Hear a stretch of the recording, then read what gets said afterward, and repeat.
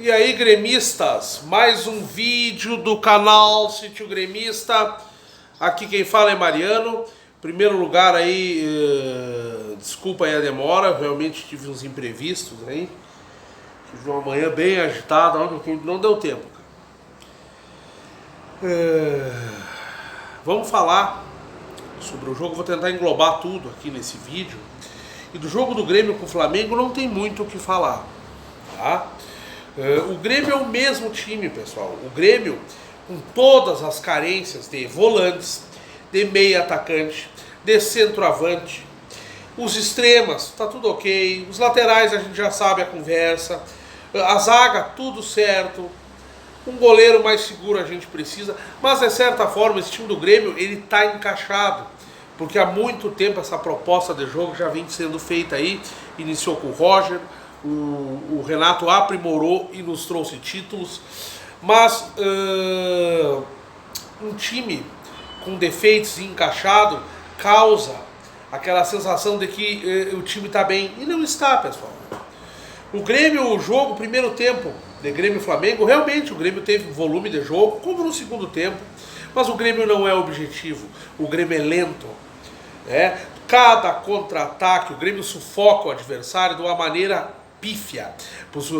Um time como o Flamengo, muito organizado, que sabe atacar e defender, simplesmente se recua, fica esperando o contra-ataque. O Grêmio não tem o drible da frente da área. O drible que o Grêmio tem, e há tempos eu venho falar disso aí, é o Cebolinha, mas é utilizado muito pouco. O artifício Cebolinha é utilizado de uma maneira errada, deixando ele sozinho, ou no lado, ou no máximo puxando ele para o meio. Aí é onde fica o Cortez sozinho na lateral esquerda, toca a bola para o Cortez, não sabe o que fazer, ou tenta pelo meio. Essa arma que o Grêmio tem, esse grande jogador de futebol que o Grêmio tem, sendo muito mal utilizado, precariamente. Então o que acontece? O Grêmio parou de jogar. O Grêmio ilude com volume, com posse de bola, como iludia na época do Paulo Autuori, que uma vez nós tomamos 2-0 dentro de casa do São Paulo, e ele disse que o Grêmio evoluiu. Melhor, olha, 80% de posse de bola tomaram 2-0. O melhor toque de bola, quem tem o Grêmio vai jogar bobinho, então? Então é isso que está acontecendo com o Grêmio. O Grêmio contra o Flamengo, um time misto, para não dizer quase reserva, de um time que tem o apoio da Globo, da mídia, do VAR, dos juízes, né? Mas ainda assim um bom time, um time muito bem organizado.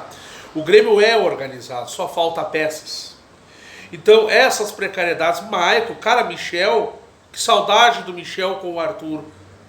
É aquele Michel que jogou com o Arthur, que fez o Michael voltar à reserva numa atitude de hombridade, né? Aquele time não existe mais, aquele suporte que dava aos volantes não existe mais. O Michael hoje é nosso meia, nossa saída de bola, e já é um cara que deveria ser preservado em campo pela qualidade que tem, ou banco, ou se aposentar.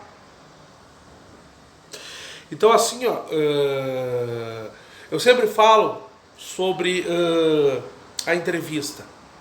Eu sabia que o Grêmio tinha grande chance e iria sair campeão da América em 2017, pois aquilo que o treinador e os jogadores falavam, a direção, vice-futebol falavam nas entrevistas, era coerente com o que tu via em campo e com o ambiente do clube. Hoje, as entrevistas do Renato não tem nexo. Então este é o problema do Grêmio. Perdemos de 1-0 para o Flamengo, mais uma vez. O Renato nos proporcionou uma toca que não existia, né? Tanto que o Flamengo não ganhava do Grêmio no estado do Grêmio há no mínimo 20 anos, se não me engano. Mas hoje é o time bam da jogada aí, e o Grêmio não tem força daquela história do contra tudo e contra todos. O Grêmio não tem, pois o Grêmio tem um plantel encaixado e carente de jogadores.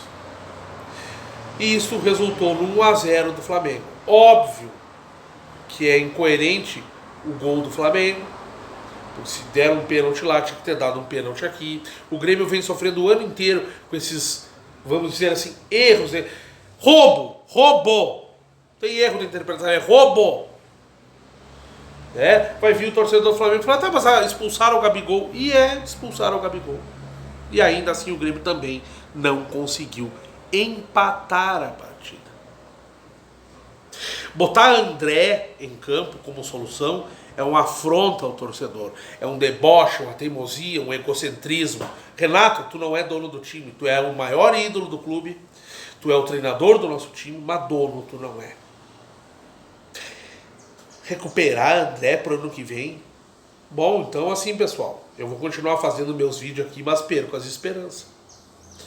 Então assim, ó, 1-0 foi um resultado injusto pelo que o Grêmio jogou. Eu não posso dizer que os jogadores, no esquema do treinador, não se esforçaram, não jogaram bola, né? Nesse ritmo de férias, que está o time do Grêmio aí, né? Mas não tem efetividade, falta o drible, a abertura para que o último toque seja funcional. Diego Tardelli, não tenho mais esperança nele também, né?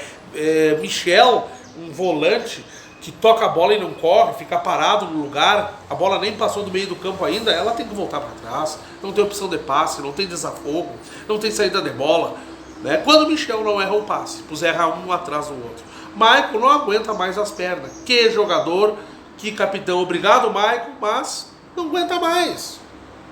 Então isso resultou nesse 1-0 para o Flamengo, a malandragem da arbitragem e as carências do Grêmio e as entrevistas totalmente incoerentes que a gente vê aí. Agora, partindo a entrevistas, na minha opinião, final de ciclo, deu. Quando parecia, eu já vinha falando em final de ciclo, quando deu aquele revés, aquele jogo monumental do Grêmio com o Palmeiras, onde a gente ganhou lá e se classificou, eu pensei, não, o time acordou, mas não, pessoal, é final de ciclo. O que o Renato fala nas entrevistas não tem nexo. Quando ele pressiona direção referente à contratação, todo mundo que ele pediu veio. O Grêmio gastou sim com jogadores. A única contratação, na minha opinião, realmente que valeu a pena foi o Marinho. E por que eu digo Marinho? Porque através dessa contratação errada do Marinho foi gasto horrores. Veio quem deveria ter vindo. David Braz, que se mostra um grande zagueiro que o ano que vem com certeza vai ser utilizado. Isso se não houver a saída do Kahneman, né? E ele acabar assumindo o lugar do argentino aí. Agora, referente ao que o Renato falou, é incoerente. É incoerente. Então ele quer reforços. Beleza, eu vejo torcedores do Grêmio dizendo, beleza, tem que cobrar reforços. Mas lembre-se, todos os reforços que ele quis, nenhum deu certo. Montoya está destruindo do Racing como volante, já que nunca jogou na posição certa. Quem mandou embora? Renato. André, quem insistiu e queria? Renato. Quem coloca... Cara, porque assim, ó, depois do André, no jogo lá com o Flamengo, insistir com aquele cara ali e colocar, isso é uma afronta ao torcedor. É querer mandar no clube que é do torcedor. Então, Renato, muito obrigado pelos gols do Mundial. Renato, muito obrigado pelos títulos. Renato, muito obrigado por perdões e dívidas. Renato, muito obrigado por ser gremista realmente. Tem que ser, pois o Grêmio não era nada. Mas, fecha a conta e passa a régua. Ano que vem, não sei o que vai acontecer. Pois o Renato quer contratação para ficar, tá certo. E se ele não ficar, o presidente já disse que vão gastar pouco. Então, minha gente, cadê o dinheiro das vendas? Quando eu dizia aqui, idolatro o Renato, idolatro os jogadores, idolatro a torcida, idolatro o estádio, idolatro o fator local, mas não idolatro presidentes e cartolas, políticos. E aí, Romildo? Outra, sem vice de futebol, é esse o ano que vem aí que é a esperança? Então, pessoal, a boca encardiu.